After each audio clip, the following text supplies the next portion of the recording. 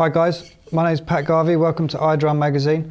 Over the course of these lessons we're going to look at some groove concepts and ways of constructing grooves and ways of taking grooves apart to build them back up and look at things in ways that you might not have done before, but looking at subject matter that you will have heard or have possibly looked at before as well. We're going to go into some technique-based ideas.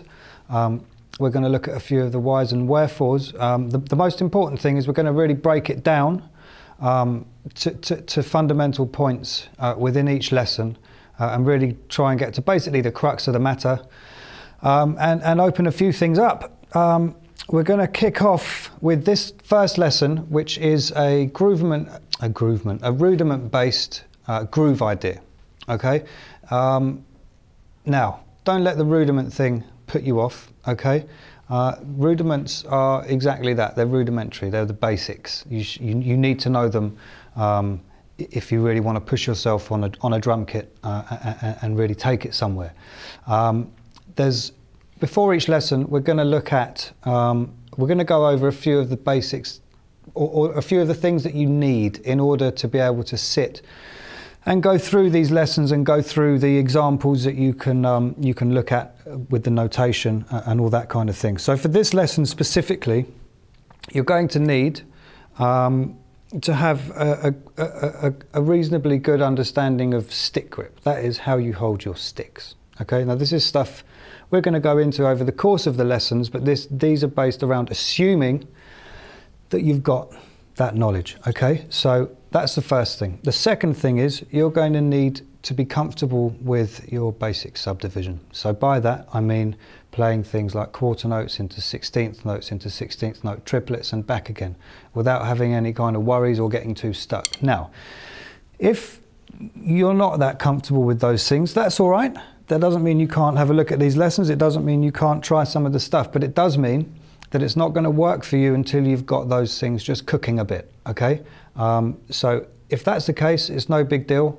Just go back, have a look over stuff, practice it. You're going to be able to practice the examples that we're going to do with this lesson specifically anyway, which is a good place to start, okay? All of the exercises we go through on these lessons, and I'm going to keep referring back to this because it's important, you need to get them right at a base level. Each level we go through with this stuff, you need to have it right, okay? If you don't, then you're just going to get to the end result. It's not going to be that solid and you're going to have to go back plugging holes and filling gaps and that's no fun, okay? So it's worth just spending the time and getting these things right to start with. Now, what we're going to start with here is we're going to get onto the rhythm later, okay? The actual groove, sorry, not the rhythm. We're going to look at the rhythm now and we're going to look at it in its base form. Okay, so what we've got, the rhythm for this, what we've got is a 2-bar rhythm on loop. Okay, so we're just going to be looping these 2 bars. Once we've got it moving, we're just going to be looping these 2 bars. All this rhythm is made up of, okay, is a quarter note, groups of 16th notes, and groups of 16th note triplets, okay? In the first bar, you've got, the first beat is you're just playing 1 quarter note. The second beat of the bar, you're playing 4 16th notes. The third beat of the bar, you're playing 4 16th notes. The fourth beat of the bar, you're playing a group of 16th note triplets, okay? 16th note triplets, there are 6 of them to the quarter note, okay? So that takes care of all the beats in your first bar. Now, if you look at example 1 on the notation, you're going to see this 2-bar rhythm, okay? And at the moment, it's just a rhythm. I'd urge you not to go and look at everything else until you've been through it, so that you've got a good understanding as we move through it, okay? As we've been through it, you do what you want with it. That's entirely up to you, okay? Within reason. But make sure that you get each bit right before you move on to the next, okay? That's the first bar. The second bar, okay? Beat 1 of the second bar, you've got a group of 16th notes. Beat 2, you've got a group of 16th notes. Beat 3, you've got a group of 16th notes. Beat 4, you've got a group of 16th note triplets. Okay, so rhythmically speaking, at least, this is very simple. Now, this is not simple, even at this level, if you're not comfortable with your subdivision. okay, of between 16th notes and 16th note triplets. Here's the rhythm. So this is what you've got, okay, on example 1 of the notation. I'll play it the 2 bars and then we'll stop and talk about it. So here we go, okay?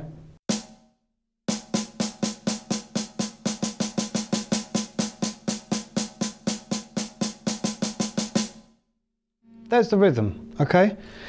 Nothing you haven't heard before, and that's fine. That's great. This is what this is for, okay? It's basic, it's fundamental. If you take that rhythm that I've just played and look at it, make sure you understand the notation, okay? If you don't understand the notation, go and find yourself a good teacher, or do some research and look at the breakdown of notes, okay? And start to understand how it looks, visually as well as sonically, okay? A lot of guys can get things sonically, but visually it completely throws them, all right? And we're just talking about the language of music here, okay? Aside from listening to things. If I play that rhythm again,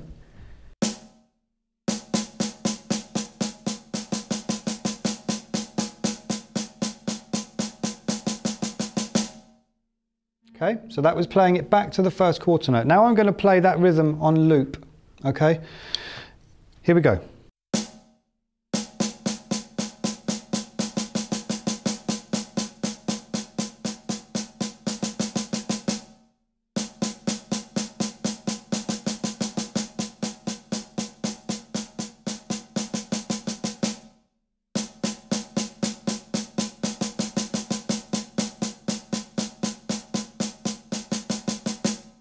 Now, that's the rhythm on loop, okay? It's at a reasonable tempo. I'd suggest you take that right down, okay? And get it really spot on before you move on to what we're going to move on to next, okay?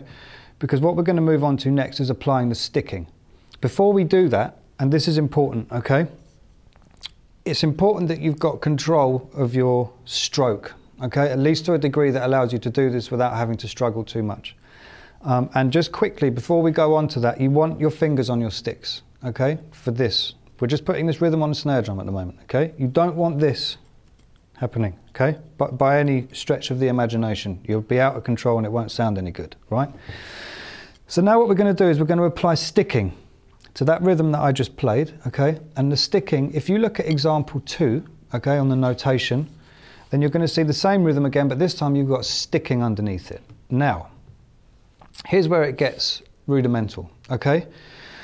Now, you've got 3 key rudiments in there, okay? And then you've got an inversion of one as well. Now, you've got, as you look at it, you've got a right hand, okay? Then you've got paradiddle sticking, right, left, right, right. Then you've got inverted paradiddle sticking, right, left, left, right, okay? And then you've got sticking for a 6-stroke roll, all right?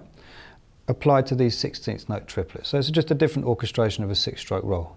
So from here on, for the sake of argument, we're going to call that a 6-stroke roll, all right? So that's the first bar. The second bar, if you look at it, you've got the sticking, okay, for a triple paradiddle, right? Right, left, right, left, right, left, right, right. Okay, triple paradiddle.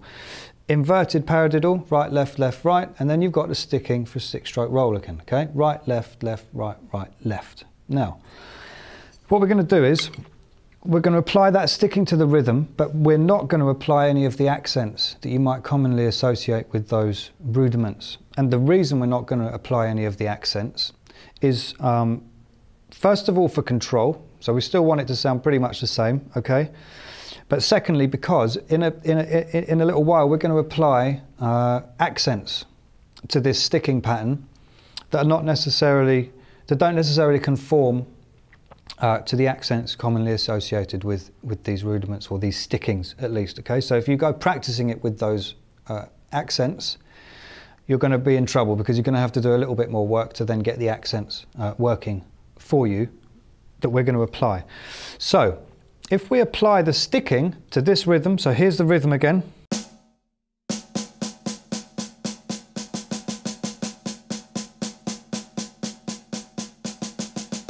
Okay, I'm going to apply the sticking to that rhythm now, right?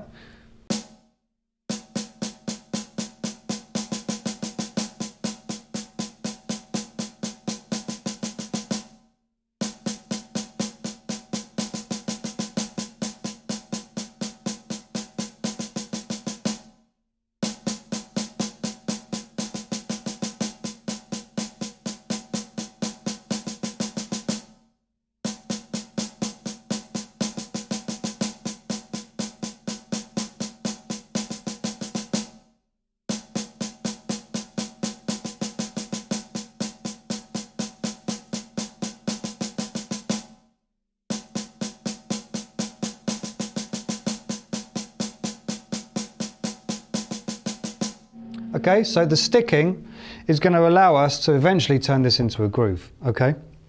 And it's going to allow us to place accents in places around the kit that I think sound quite nice, okay? And turn it into a nice groove. Now, you'll notice there, okay, and you'll notice looking at your example for the notation, okay, what that sticking is now. If this type of sticking is new to you, or this type of approach is new to you, then that's fine. It takes a little while.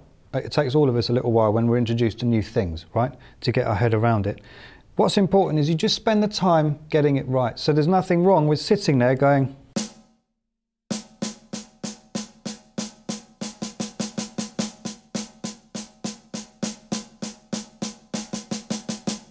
right?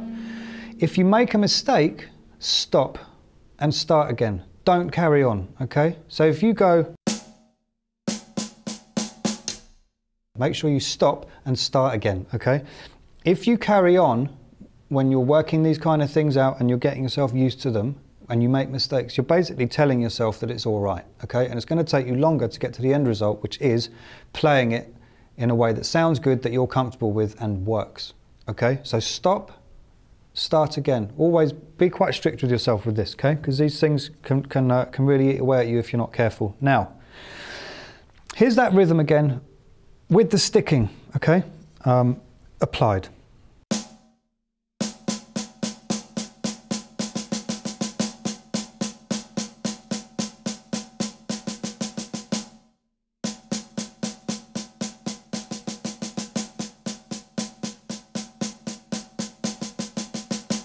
The next thing that we're going to do is we're going to apply accents to that sticking. We're still on the snare drum, okay? We're still on the snare drum. Don't move off the snare drum yet, okay? Don't practice it up here, don't practice it down there, don't do all this. Just practice it on the snare drum, okay? And get it sounding right.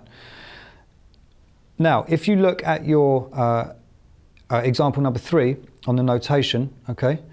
You're going to see there are accents applied here. And there are some that are not necessarily that comfortable to begin with, okay? So it's very important that you break this down, okay, section by section. I'm going to play it, the 2 bars on loop with the accents, but it's really important that you break it down beat by beat if necessary. If I'm working this kind of stuff out, I'll always break it down beat by beat, okay? Before I go putting the whole thing together, because I want to make sure I've got it right, okay? So that rhythm that we've been working through, I'm now going to apply those accents that you see on example 3, okay? And here we are.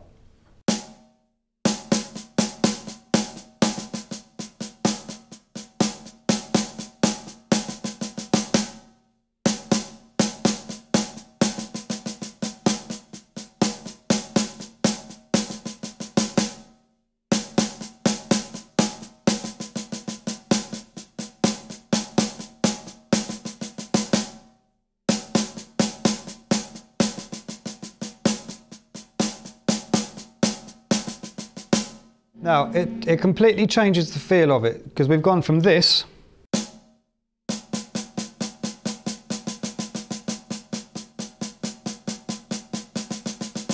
to this, applying the sticking,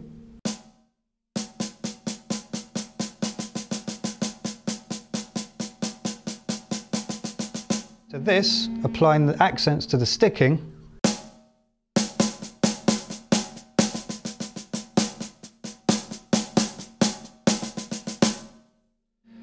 okay, those accents, as you're looking at them, there's some quite nasty lefts in there. If you're not used to this type of thing, there's some quite nasty left-hand accents in there.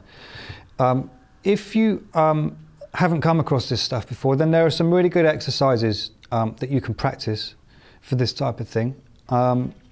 You can take a bar of 16th notes and you can move accents throughout all the notes. So you're going to be playing some on your left, some on your right. My advice would be to just find an accent exercise, or even better, create an accent exercise for yourself where you're really pushing yourself to figure this kind of stuff out. What you can then do, which is only what I've done here to create this, is apply stickings to it, okay, and try and turn it into some kind of palatable groove. It might be something that you would never necessarily use on a gig. It could even get you the sack, but they're fun things to just kind of practice, and they increase your overall vocabulary, right? as you'll see as we move this groove through its various stages. Okay. Now we've applied the accents to the rhythm. Here we go one more time with the accents to the rhythm. Okay.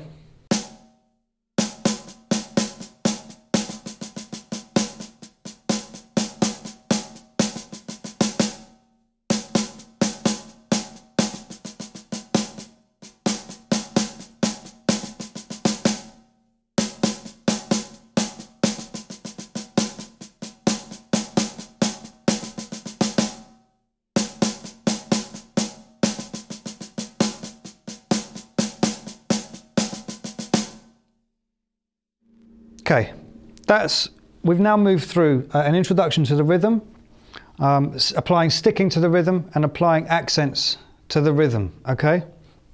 What we're now going to do is we're going to now put that rhythm, okay, with the sticking and the accents across the kit. Now, by across the kit, I don't mean we're going to put it on everything, because we're not. We're going to put our right hand on the ride, okay, and we're going to have our left hand playing the hi-hat and the snare drum, all right? The snare drum is going to be playing a backbeat, okay, in a half-time feel kind of backbeat. Everything else is going to be as is. Here's the trick, okay? You're going to play your right hand accents, so the accents you've been playing on the snare up until now. Here, you're now going to play with the shoulder of your stick, okay? So about there, on the bell of your ride. Now, if you haven't done this kind of thing before, these are really just fundamental, but if you haven't crossed this bridge before or even looked at it, then there's some work to be done here before you should approach this, okay? You play the accent, bell of your ride, okay, shoulder of your stick. Any non-accented notes, you're going to play with the tip of your stick on the body of your ride. Okay? With your left hand, with these accents, two of them, or one of them in each bar, you're going to be playing as a backbeat. Okay? The rest of them though, as with the right hand, you're going to be playing with the shoulder of your stick. Okay? Again, okay, on the side of the hat. So there, right there, okay? Exactly the same as if you were just playing kind of thing, right? So if you're doing it with your left hand. Now again, this is where the practice on the snare drum comes into play, okay? Because if you've got this stuff cooking on the snare drum, then it's a question of just looking at technique and adjusting your approach to these accents, okay? And you can even start playing it just on the body of the hats, if that helps, right? The non-accented notes, again, you're going to be playing with the tip of your stick on the body of the hi-hat, right? So again, you've got this sound, you've got two sounds from the hat here, and you've got two sounds from the ride. If you now look at example 4, you've now got that rhythm with that sticking applied, with those accents applied, orchestrated basically for the kit, okay? As a hand, you've got the hands there, right? And here's what that is.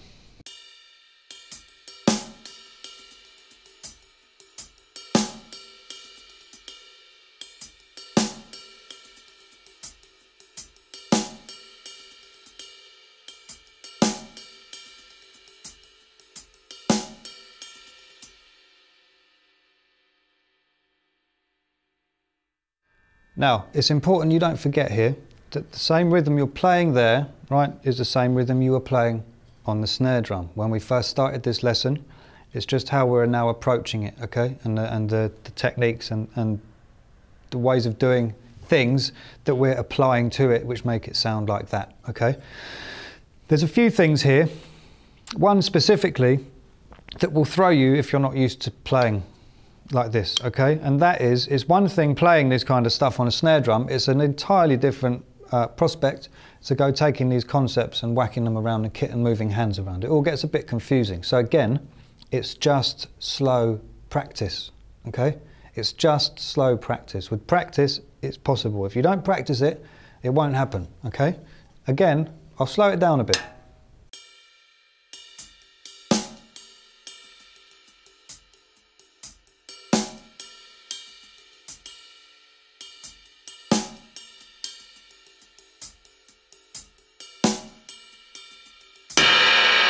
Okay? What we're now going to do is we're going to look at the feet, because it's not going to be a groove unless we've got some other stuff going on. It's just going to be a reasonably palatable hand pattern. Okay? So we're going to apply a foot pattern, and we're going to play this between bass drum and hi-hat. Okay? If you look at example 5, you will now see a foot pattern. Okay? And if you look at this, you've got, again, it's a 2-bar loop, because we're dealing with a 2-bar loop, okay? And it's hopefully nothing you haven't seen before, rhythmically speaking, okay? So you've now got something different to add to the equation, which is why it's important you get all this right step by step, okay? So the first bar, you're just playing 2 quarter notes, aren't you? You're playing the 1 and the 2, okay? 3, 4. 3, 4, okay? The second bar, you've got this bass drum rhythm. 1, okay? 1. You can hit pause right now, and you can have a go at getting that round, and you've got the notation there anyway, okay? To have a look at it. But together, put those 2 bars together, and again, it's the same approach here. I've just broken them down, and now we're going to put them together, and you do it slowly until you can do it and you're comfortable with it, okay? Because again, it's one thing breaking all this down, it's an entirely different prospect putting it all together, okay? So here's the foot pattern on its own.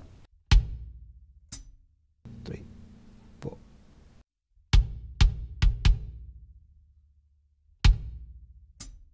Three, 4.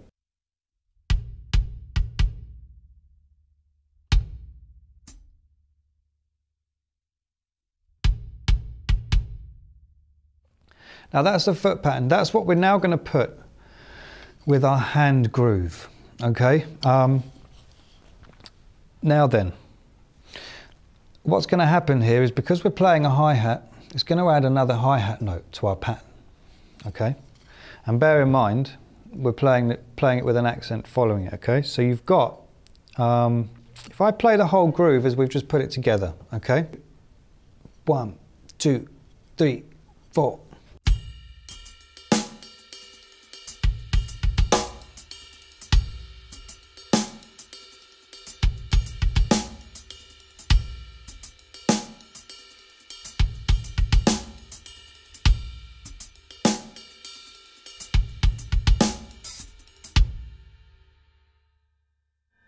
Now, the more comfortable you get with that, or anything that you apply that type of concept to, okay, the more you can just start messing around with it. So don't take this as read. Learn the subject matter and really consider it, but by all means mess around with it. So if I start with just what we've been talking about, okay, and then I'll just start adding things and hopefully not mess the whole entire thing up. So here we go.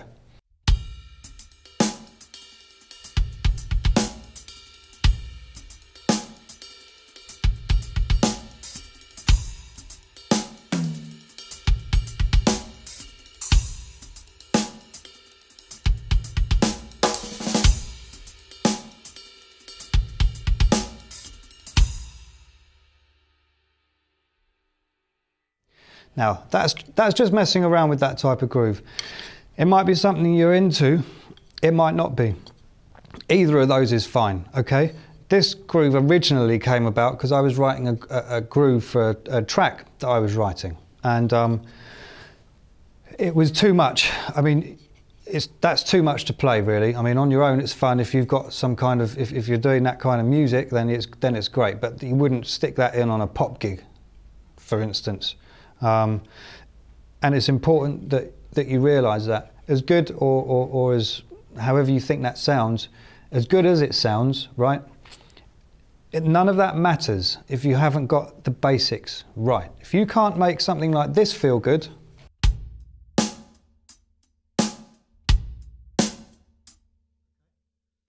or anything along those lines, then something like this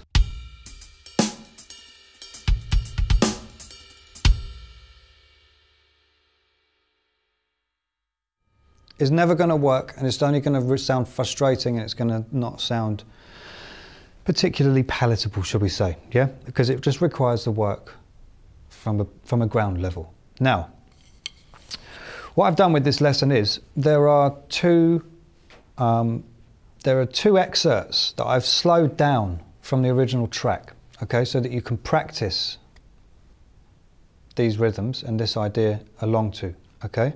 So there are two at different tempos, right?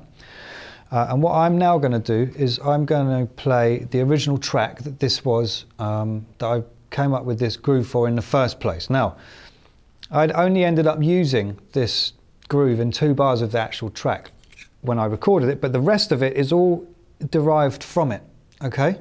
So the ideas contained with it all came from this groove. The reason I didn't go with it was because it just sounded too much. It was just overbearing, okay, as we've talked about. You've got to be careful how and where you use these things. Now, this track is just 2 sections. It's an A section and a B section. That's all it does. It just goes around the 2 of them, okay? A section and a B section. I'm going to use this groove in the B section. You'll hear it because there'll be a load of notes that weren't there before, okay? So the reason I'm doing this is to show you, demonstrate it in a more musical context, okay, so that you can hear it within a piece of music. But secondly, so that you can hear how potentially overbearing this kind of stuff is, okay? So I'm now going to play that to the track.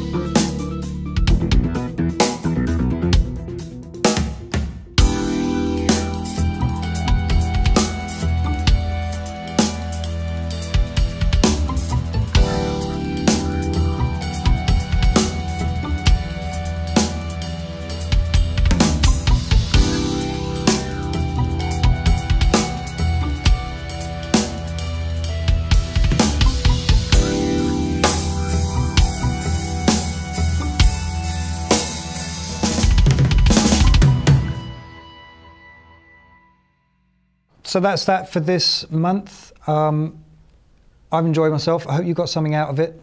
Remember, take it slowly, practice, get it right. Don't practice getting it wrong, okay? Get it right. Again, I hope you got something out of it, and we'll see you next month.